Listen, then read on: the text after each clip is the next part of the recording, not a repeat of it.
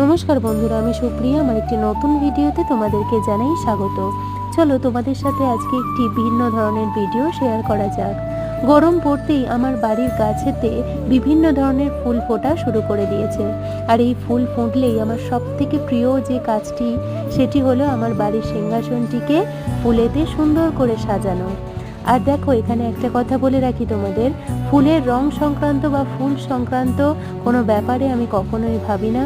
কারণ আমি মনে করি ভক্তির কাছেই ভগবান। ভক্তি সহকারে, মনের আনন্দ সহকারে তুমি ভগবানকে যাই নিবেদন করবে, কোথাও না কোথাও গিয়ে ভগবান সেটাকে কিন্তু সন্তুষ্টি সহকারেই গ্রহণ করবে বলে আমি মনে করি। আর দেখো, এই ঠাকুরের ডেকোরেশন সংক্রান্ত বা এখানে যা যা কিছু আলপনা সংক্রান্ত প্রত্যেকটা জিনিসই কিন্তু আমার নিজের হাতে দেওয়া। আর তোমাদের এই ডেকোরেশনটা কেমন লাগলো অবশ্যই জানিও। আর ভালো লাগলে একটি কমেন্ট করো আর লাইক করো। ধন্যবাদ।